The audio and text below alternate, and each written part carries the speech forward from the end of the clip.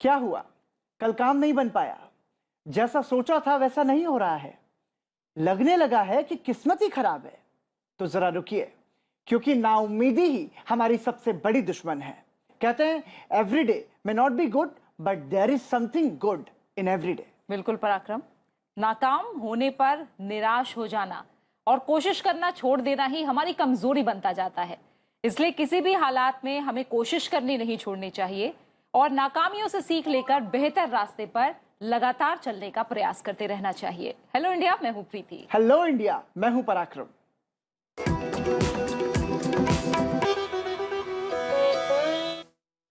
और प्रीति, hello India की शुरुआत करते हैं पॉजिटिव न्यूज के साथ में। और पॉजिटिव न्यूज की बात करें तो हमारे देश में ऐसी कई खूबसूरत जगह हैं जो सभी को आकर्षित करती हैं। मतलब कश्मीर से कन्याकुमारी तक पहाड़, झरने, नदियां, रेगिस्तान, सब कुछ है हमारे देश में। बिल्कुल। और इतना ही नहीं कि कई ऐतिहासिक स्थल भी हैं और साथ ही साथ भारत के तो कई सारे ऐसे गांव भी हैं जो पर्यटन के लिए काफी मशहूर हैं। बिल्कुल, तो आज पॉजिटिव न्यूज में हम क्यों इसकी बात कर रहे हैं वो आपको बताएंगे। जैसा पराक्रम ने कहा कि ऐतिहासिक स्थान ही नहीं बल्कि कई गांव भी पर्यटन के लिए मशहूर हैं, तभी तो इनक्रेडिबल है हमारा इंडिया। और इनक्रेडिबल इंडिया की कहानी बयां करते एक नहीं बल्कि तीन गांव इन दोनों देश ही नहीं बल्कि दुनिया में सुर्खियों में है। United Nation World Tourism Organization ने बेस्ट टूरिज्म विलेज के लिए भारत के 3 गांव को सबसे खूबसूरत गांव की कैटेगरी में नॉमिनेट किया है। और ये वो गांव हैं जहां के नजारे देखने के लिए दूर दूर से लोग आते हैं। तो आइए आपको भी दिखाते हैं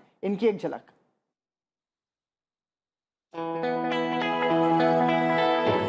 भारत के गांव में देश की आत्मा बसती है। हरियाली और पहाड़ों के बीच गांव हो तो कहना ही क्या। इनकी खूबसूरती देखने शहर से लोग भागे चले आते हैं। और अब हमारे गांव का मान बढ़ाने के लिए देश में 3 गांवों को United Nation World Tourism Organization ने बेस्ट टूरिज्म विलेज के लिए नॉमिनेट किया है, जिसमें मेघालय का कांती कांगतुंग गांव, तेलंगाना का पंचमपेली गांव और मध्य प्रदेश के ओरछा के पास लाडपुरा गांव का नाम शामिल है। बहुत खुशी की बात है मेरे ग्राम पंचायत के सभी जो साथियों को और उसके जो होम स्टे बने हैं उसके लिए बहुत खुशी की बात है।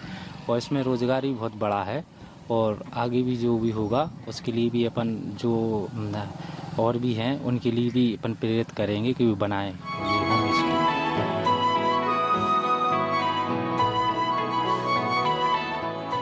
मध्य प्रदेश के मुख्यमंत्री शिवराज सिंह चौहान ने ट्वीट करके इस उपलब्धि के लिए पर्यटन विभाग को बधाई दी। उन्होंने कहा कि हम सभी के लिए ये गर्व का पल है। साथ ही उम्मीद जताई कि भविष्य में ऐसे अच्छे काम जारी रखे जाएंगे। सबसे सुंदर गांव की श्रेणी में नामांकित होने पर गांव के लोगों में भी खुशी का माहौल है। काफ़ी समय से था कि बनाना है, क्योंकि ओरछा से 4-5 किलोमीटर दूरी पर ही है।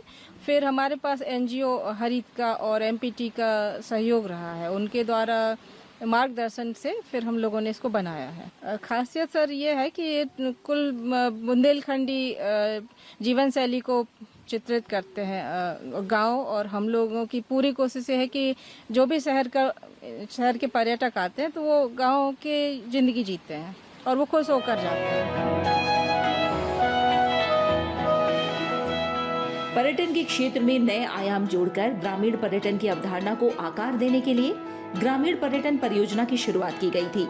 अगले 5 साल में ग्रामीण पर्यटन की दृष्टि से 100 गांव का विकास किया जाएगा। इनमें ओरछा, खजुराहो, मांडू, सांची, पंचमढ़ी, तमिया, पन्ना राष्ट्रीय उद्यान, Bandhavgarh national park, Sanjay Dugri national park, कहना नेशनल पार्क, बितावली और पड़ावली समेत अन्य कई गांव शामिल हैं। जाहिर है United Nation World Tourism Organization में बेस्ट टूरिज्म विलेज के लिए नॉमिनेट होने के बाद भारत के तमाम और गांवों को इससे प्रेरणा मिलेगी। प्रीति, असली भारत तो गांवों में ही बसता है और ये इतना खूबसूरत है। और फिर हम देखते हैं कि स्विट्जरलैंड, रशिया, सेशल्स, वेनिस, ये घुमा कि नहीं, बल्कि हमारे देश में सब कुछ है। बिल्कुल, और इसमें एक बात दोबारा याद करना जरूरी है पराक्रम कि अगर ये 3 गांव इस कैटेगरी में नॉमिनेट हुए हैं तो वहां हर एक व्यक्ति की जन भागीदारी इसमें काफी अहमियत रखती है। हर एक ने अपनी जिम्मेदारी निभाई है, चाहे वो स्वच्छता को लेकर हो या और भी तमाम छोटी बातें हैं। इसीलिए गांव आज हम देख रहे हैं और इन तस्वीरों ने सच में सुबह सुबह दिल को और खुश कर दिया है। बिल्कुल, बहुत ही सकारात्मक और बहुत खूबसूरत शुरुआत ये थी। और आइए आप नजर डालते हैं राष्ट्रीय स्तर से जुड़ी कुछ खास खबरों की ओर। उपराष्ट्रपति वेंकैया नायडू का संवाद। उपराष्ट्रपति वेंकैया नायडू ने संसद और राज्य विधानसभाओं में बार बार होने वाले अवरोध पर चिंता जताई है। उन्होंने कहा कि सांसदों और विधायकों को कभी भी ऐसा नहीं करना चाहिए जो शिष्टता, मर्यादा और गरिमा की लक्ष्मण रेखा पार करे। दिल्ली में बड़ौदा के महाराजा सयाजीराव विश्वविद्यालय में राजनीतिक नेतृत्व और शासन में 1 वर्षीय डिप्लोमा पाठ्यक्रम के छात्रों के साथ संवाद करते हुए उपराष्ट्रपति एम वेंकैया नायडू ने ये बात कही।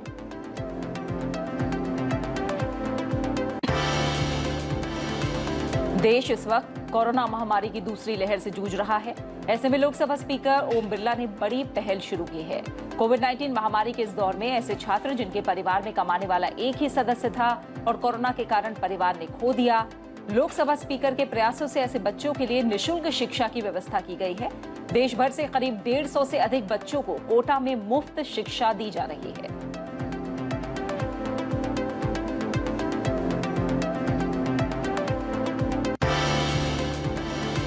असम के पूर्व मुख्यमंत्री सर्बानंद सोनोवाल आज राज्यसभा उपचुनाव के लिए नामांकन दाखिल करेंगे।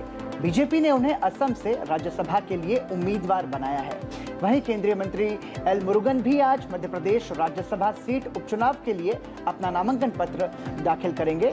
आपको बता दें कि उपचुनाव के लिए आज नामांकन की अंतिम तारीख है।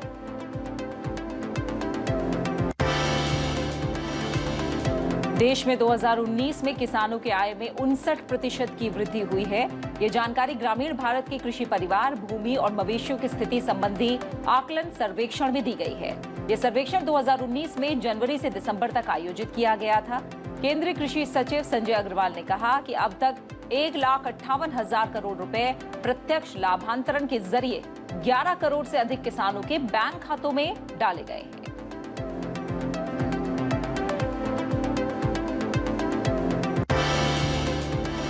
कोविड टीकाकरण अभियान में देश में अब तक 81 करोड़ से ज्यादा टीके लगाए जा चुके हैं।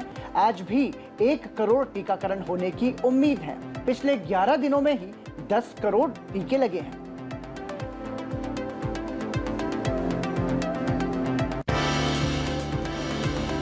स्वास्थ्य मंत्री मनसुख मांडविया ने कहा है कि सरकार को अक्टूबर में 30 करोड़ कोरोना वैक्सीन मिलने जा रही है, जबकि अगले 3 महीने में 100 करोड़ से अधिक वैक्सीन मिलेंगी।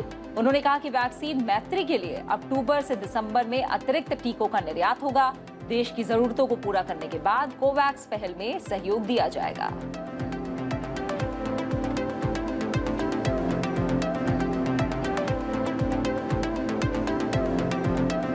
और आइए अब नजर डालते हैं NEWS यानी कि अलग अलग राज्यों से राज्यवार खबरों की सुर्खियों पर।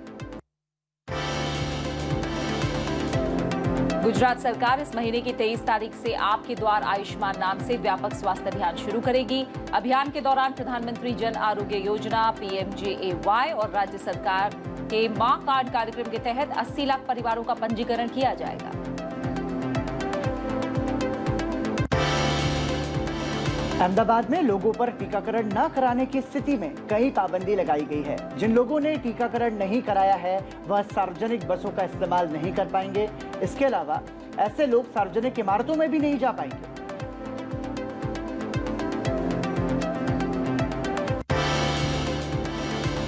ओडिशा में अगले 10 दिनों तक भारी बारिश का अनुमान है। प्रदेश में कई जिलों में भारी बारिश की चेतावनी जारी की गई है। यहां पिछले कुछ दिनों से लगातार बारिश हो रही है, जिससे कई इलाके डूबे हुए हैं।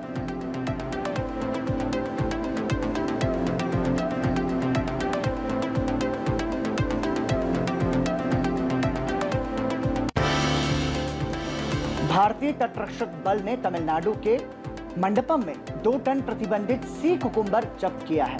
इनकी कीमत लगभग 8 करोड़ रुपए बताई गई है। चीन और दक्षिण पूर्व एशिया में सी कुकुम्बर की भारी मांग है।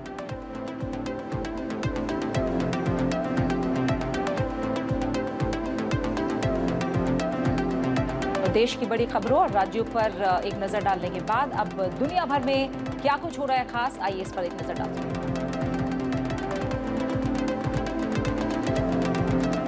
सऊदी अरब के विदेश मंत्री की प्रधानमंत्री नरेंद्र मोदी से मुलाकात। सऊदी अरब के विदेश मंत्री फैसल बिन फरहान ने दिल्ली में प्रधानमंत्री नरेंद्र मोदी से मुलाकात की।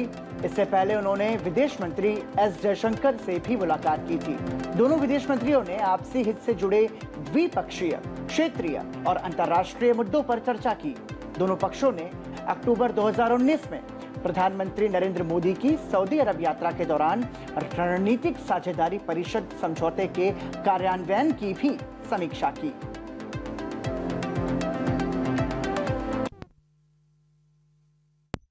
छठवें JP Morgan India investor summit में विदेश सचिव हर्षवर्धन श्रृंगला ने कहा कि उन्होंने चीन को साफ कर दिया है कि दोनों देशों के संबंधों के विकास के लिए सीमावर्ती क्षेत्रों में शांति और संयम आवश्यक है।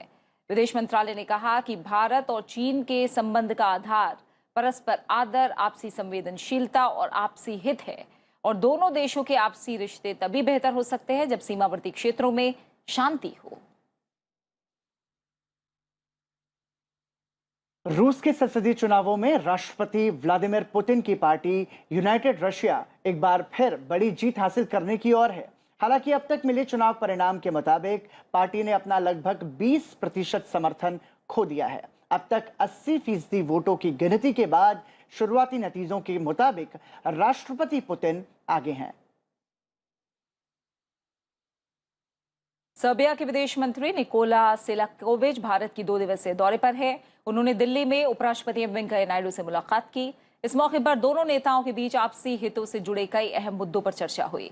उपराष्ट्रपति ने कहा कि गुटनिरपेक्ष आंदोलन के सह संस्थापक के रूप में भारत और सर्बिया के बीच पारंपरिक रूप से आपसी विश्वास और गहरी समझ रही है।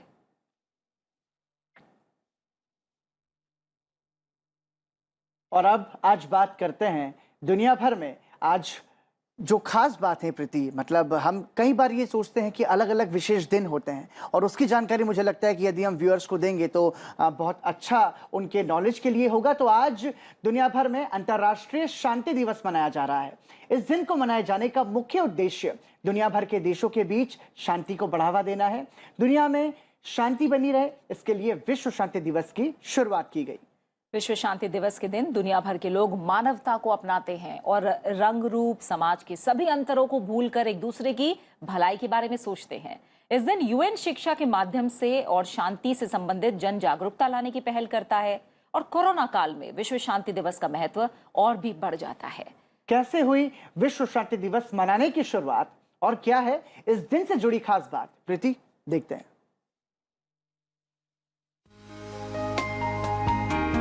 आज विश्व शांति दिवस है। दुनिया के सभी देशों और लोगों के बीच शांति बनी रहे, इसके लिए संयुक्त राष्ट्र ने 1981 में विश्व शांति दिवस मनाने की घोषणा की थी। यही वजह है कि पहली बार 1982 में विश्व शांति दिवस मनाया गया। वर्ष 1982 से लेकर वर्ष 2001 तक सितंबर महीने के तीसरे मंगलवार को विश्व शांति दिवस के रूप में मनाया जाता रहा, लेकिन वर्ष 2002 से यह 21 सितंबर को मनाया जाने लगा।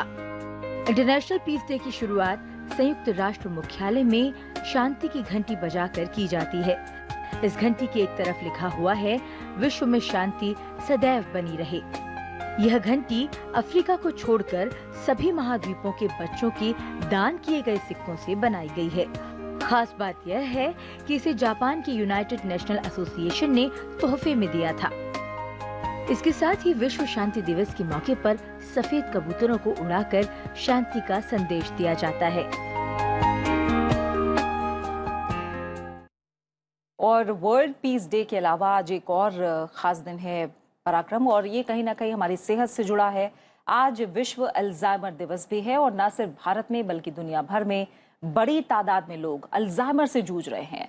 अक्सर ये माना जाता है कि अल्जाइमर से बुजुर्गों को होता है, लेकिन ऐसा नहीं है पराक्रम। अब देखा जा रहा है तमाम ऐसे केस आते हैं अल्जाइमर के, जो कि एक दिमागी बीमारी है। अब युवाओं को भी ये अल्जाइमर की शिकायत देखने को मिल रही है। बिल्कुल, और एक्सपर्ट्स का मानना है कि खराब लाइफस्टाइल की वजह से युवा भी इस बीमारी की गिरफ्त में आ रहे हैं। प्रीति, मुझे लगता है कि जो लाइफस्टाइल की बात हो रही है, हम लोग मशीन पे ज्यादा डिपेंडेंट है। फिजिकल जो हमारा वर्कआउट है उसको हम बहुत कम समय देते हैं, तो इसलिए क्या है अल्जाइमर के लक्षण और बचाव, आइए आपको बताते हैं। आज विश्व भर में वर्ल्ड अल्जाइमर दिवस मनाया जा रहा है। यह दिन हर साल 21 सितंबर को अल्जाइमर और मनोभ्रंश यानी डिमेंशिया जैसे रोग के बारे में लोगों को जागरूक करने के उद्देश्य से मनाया जाता है।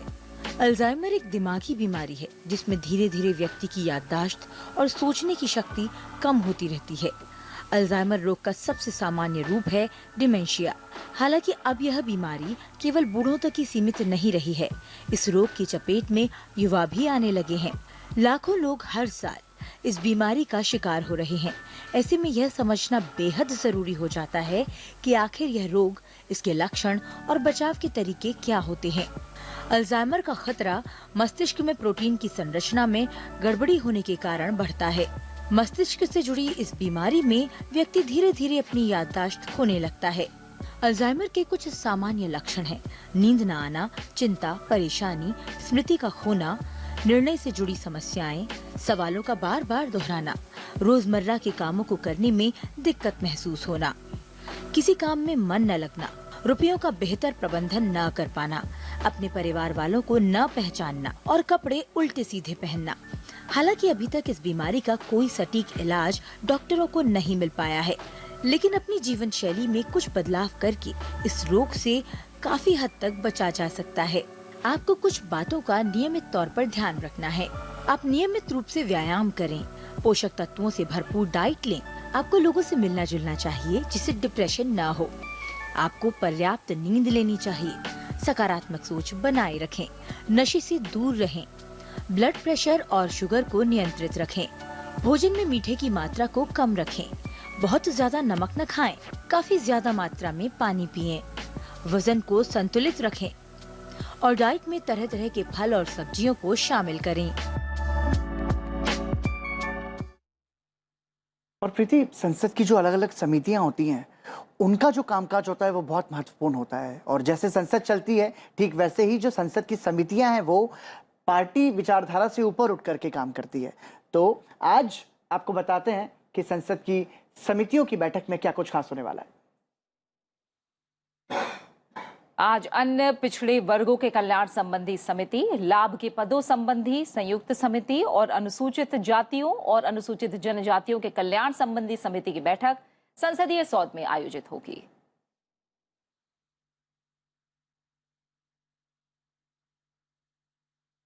और हेलो इंडिया में आगे बढ़ते हैं और प्रीति, न्यूज यू कैन यूज की बात, एक ऐसा सेगमेंट जिसमें हम दर्शकों के लिए लाते हैं जो उनकी जानकारी को बढ़ाता है और ऐसी खबर है जो कि आपकी रोजमर्रा की जिंदगी में आपके लिए बहुत ही मददगार और फायदेमंद साबित होगी।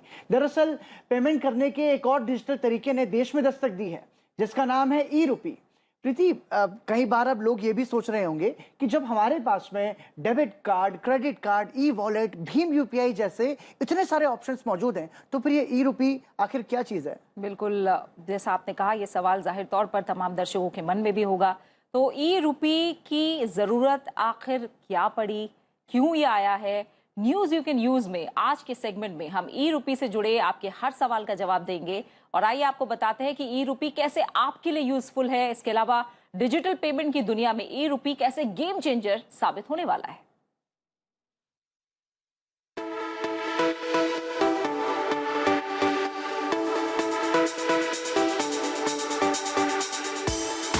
डिजिटल तरीके से पेमेंट करने का एक खास तरीका है ई-रूपी। पहले से मौजूद डिजिटल पेमेंट के तरीकों से ई-रूपी थोड़ा अलग है। ये वाउचर की शक्ल में होगा। ई-रूपी इस्तेमाल करना बेहद आसान है। इसके लिए आपको स्मार्टफोन, इंटरनेट और बैंक अकाउंट की जरूरत नहीं पड़ेगी। यानी पैसा आपको एक वाउचर के रूप में मिलेगा जो एक SMS या QR कोड की शक्ल में आपके सिंपल मोबाइल में आ जाएगा। ये इस्तेमाल और रिसीव करने वाले के हिसाब से यूनिक होगा। जैसे वैक्सीन के लिए भेजा गया ई-रूपी वाउचर जिसके मोबाइल नंबर पर आया है, वही उसका वैक्सीन लगवाने के लिए इस्तेमाल कर सकता है। इस वाउचर के इस्तेमाल के बाद इशू करने वाले ऑर्गेनाइजेशन को भी नोटिफिकेशन जाएगा कि वाउचर यूज हो गया है। क्यों? है ना बेहद आसान और ट्रांसपेरेंट। ई-रूपी को NPCI यानी national payment corporation of India अपने UPI प्लेटफॉर्म से चलाएगा। NPCI ने इसके लिए बैंकों से टाई अप किया है। इसीलिए अगर किसी कॉर्पोरेट या सरकारी एजेंसी को ई-रुपी वाउचर जारी करना है तो उन्हें इन पार्टनर बैंकों से संपर्क करना होगा, जिसमें प्राइवेट और सरकारी बैंक शामिल हैं। ई-रुपी के साथ बैंक दो तरीके से जुड़े हैं, वाउचर जारी करके और उसे एक्सेप्ट करके। इसके अलावा कुछ बैंक ऐसे भी हैं जो दोनों काम करेंगे। फिलहाल वाउचर इशू करने वालों में इंडियन बैंक, कोटक महिंद्रा और यूनियन बैंक ऑफ इंडिया शामिल हैं, पर ये बैंक वाउचर को एक्सेप्ट नहीं करेंगे। वहीं state bank of India, ICICI bank, HDFC bank, PNB, axis bank और बैंक ऑफ बड़ौदा जैसे बड़े बैंक वाउचर इशू और एक्सेप्ट दोनों करेंगे। सरकार के लिए ई-रुपी का ये सिस्टम बहुत कारगर साबित होगा। ई-रुपी से वेलफेयर स्कीम के पैसे भेजने में मदद मिलेगी। सरकार हो या प्राइवेट एजेंसियां, सभी के लिए अपनी वेलफेयर स्कीम जैसे मेडिसिन, माँ और बच्चों का इलाज, टीबी इलाज के कार्यक्रम और आयुष्मान भारत जैसी स्कीमों में पैसा भेजना आसान हो जाएगा। सरकार के मुताबिक ई-रुपी के जरिए कल्याणकारी योजनाओं को बिना किसी लीकेज के डिलीवर किया जा सकेगा। ई-रुपी वाउचर उसी व्यक्ति या योजना के लिए यूज होगा जिसके लिए वो भेजा जा रहा है। ई-रुपी वाउचर का इस्तेमाल आप दूसरे कामों के लिए नहीं कर पाएंगे। इससे धोखाधड़ी रुकेगी और पारदर्शिता आएगी। और ई-रुपी की जानकारी के बाद प्रीति हेलो इंडिया में आगे बढ़ते हैं और अब बात करते हैं सेहत की। कहते हैं पहला सुख निरोगी काया। और क्योंकि ई-रुपी की बात की तो कहीं ना कहीं वो डिजिटल की दुनिया से जुड़ा था और हम जानते हैं पराक्रम कि जितना हम डिजिटल कंप्यूटराइज होते जा रहे हैं, लोगों की सेहत पर भी उसका असर पड़ रहा है। जैसे मैंने बताया था ना कि मशीन पर हम ज्यादा निर्भर हैं। बिल्कुल। मतलब लिफ्ट का यूज करना, ठीक है, कंप्यूटर के सामने बैठे रहना, कोई फिजिकल वर्कआउट ना करना, ये सारी चीजें। इसीलिए हम ये सेहत से जुड़ा सेगमेंट भी आपके लिए लेकर आते हैं, क्योंकि सेहत सबसे जरूरी है। कहा भी जाता है कि पहला सुख निरोगी काया है, लेकिन काम के भागदौड़ में हम हमारे शरीर को नजरअंदाज कर देते हैं। हमारी सेहत जितनी ठीक रहेगी उतना ही बेहतर हम काम कर पाएंगे। बिल्कुल। और फिटनेस के लिए आप क्या कर रहे हैं? क्या आप मोटापा कम करने के लिए योग करते हैं? बहुत से योग आसन आपके शरीर से एक्स्ट्रा फैट कम करने में मददगार साबित होते हैं, जिनमें से एक है पश्चिमोत्तानासन।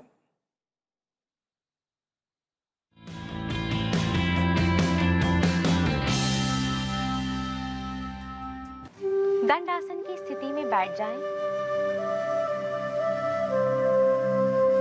श्वास भरते हुए दोनों भुजाओं को ऊपर उठाएं।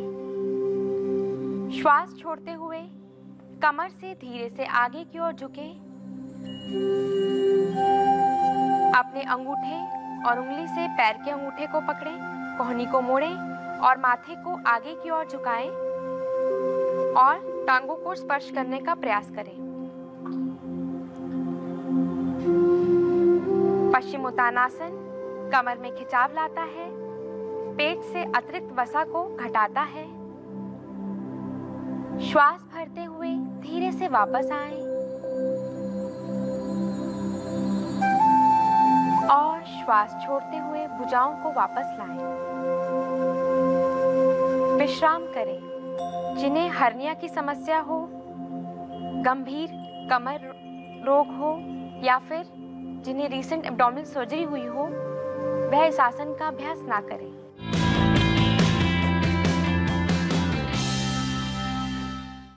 तो प्रीति, मोटापा कम करता है ये आसन। आप एक्सरसाइज करती हैं? मैं करती हूँ, बिल्कुल करती हूँ। और मैं क्योंकि आपने पूछा, ये बता भी दूँ। अब हमने इस आसन की बात की और जब हम योग की बात करते हैं पराक्रम, कई लोगों को लगता है, देखने में हो सकता है वो आसन मुश्किल लगे, लेकिन यकीन मानिए कि आप करना शुरू करिए। शुरुआत सबसे ज्यादा मुश्किल लगती है, करना शुरू करिए, धीरे धीरे धीरे आप इसमें भी पारंगत होते जाएंगे। और फिटनेस का ध्यान जरूर रखिए, क्योंकि मोटापा एक महामारी बनता जा रहा है दुनिया भर में, इसलिए रोगों को अपने पास मत आने दीजिए और योग जरूर करिए। बिल्कुल। और यहाँ रुक रहे हैं एक छोटे से ब्रेक के लिए, हम जल्द वापस लौटते हैं। The glorious journey of India's 75 years of independence, protection of rights, ensuring equality, to empower, to deliver justice. Laws that have defined India and its people. Laws that everyone should know. Watch 75 years. Laws that shaped India. With me, Hemant Batra, only on Sansad TV.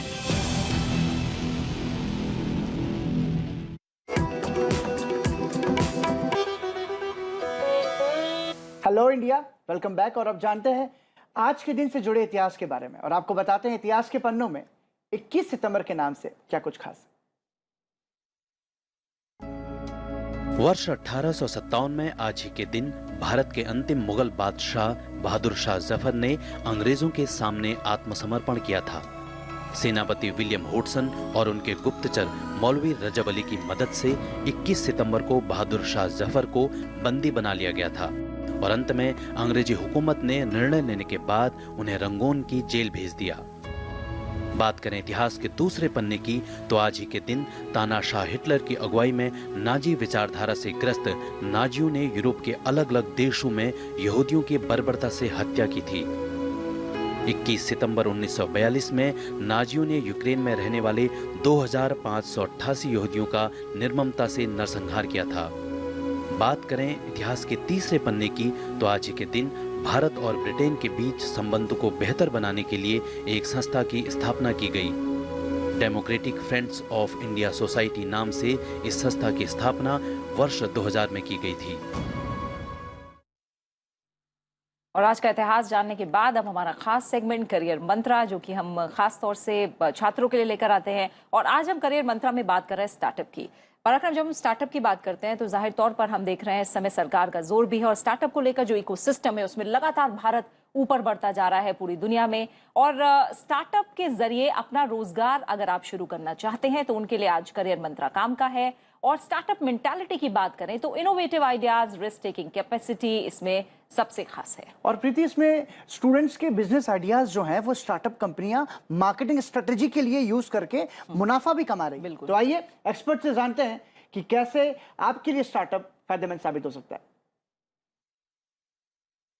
Startup mentality है, ये सब में होनी चाहिए। Business जो जिसको नौकरी भी करनी है उसके अंदर भी एक स्टार्टअप मेंटालिटी होनी चाहिए। कि स्टार्टअप मेंटालिटी होता क्या है? स्टार्टअप मेंटालिटी ये होती है कि मैं रिस्क लेता हूँ, मैं डिफ़िकल्ट प्रॉब्लम्स टैकल करता हूँ, मैं नए आइडियाज़ पे वर्क करता हूँ, मैं वो चीज़ें एक्सप्लोर करता हूँ जो किसी ने एक्सप्लोर नहीं करी। तो वो तो स्टार्टअप मेंटालिटी हो गई। हमारे बेनेट यूनिवर्सिटी पे startup mentality is required for all students. Having said that, there are some students who have this mindset of entrepreneurship, who have a business idea that they want to take from the lab to the market. That is another process. So I don't want to use the word replace, but we are very focused. हम लोग इस पे बहुत ध्यान रखते हैं कि जो स्टूडेंट्स कोई बिजनेस आइडिया लेके आते हैं उसको हम कैसे इंक्यूबेट करें और उनको उनकी आइडियाज को मार्केट में कैसे लेके जाएं, उसको कैसे उसको फैसिलिटेट करें। कलाकार बोल दे खत्म। और स्टार्टअप की जानकारी के बाद आगे बढ़ते हैं अपने अगले सेगमेंट में और बात करते हैं आज के कलाकार की। बिल्कुल। और आपको मिलवाएंगे आज हम एक खास कलाकार से। तो कौन है हमारे आज के कलाकार, इसके बारे में हम बताएं। आज के हमारे कलाकार हैं प्रसाद खारपड़े। देश विदेश के मंचों पर भारतीय शास्त्रीय संगीत की इस विधा से वो समा बांधते हैं। सारे सा मा